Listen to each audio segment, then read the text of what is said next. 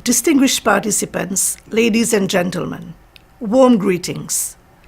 I wish that I could have joined you in person on this historic day, but I am nevertheless delighted to contribute to this important event.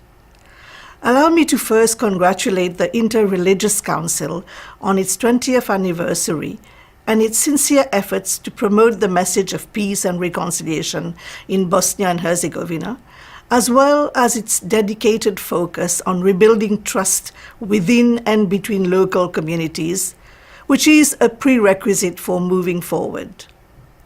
Thank you for your firm and vocal support to one of the core aims of the United Nations, ending sexual violence in conflict, through the endorsement of the Joint Declaration on denouncing the stigma of conflict-related sexual violence in Bosnia and Herzegovina, and in commemoration of the occasion of the 19th of June, the International Day for the Elimination of Sexual Violence in Conflict.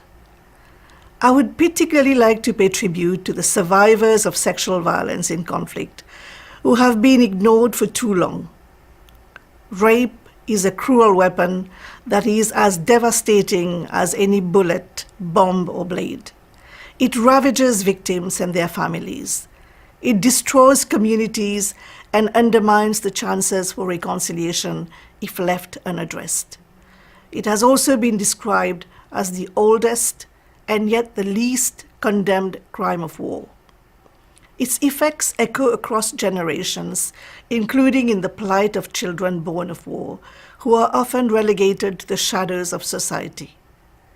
We must take a joint stance. Sexual violence cannot be condoned. It must be prevented. Sadly, the consequences of this crime do not diminish over time. They are only compounded by the passing of years. To add to their burden, survivors of conflict-related sexual violence often face rejection by their families, communities, and society at large, perpetuating their misplaced sense of guilt and shame. This is why it is critical for all of us to send a clear message that we, as citizens and non-citizens alike, stand united in the aim of creating an environment that heals, supports, and empowers the survivors of sexual violence crimes. In this regard, I wish to commend all the efforts being undertaken by community leaders, civil society organizations, public institutions, and survivors themselves to break the silence that has long surrounded this issue.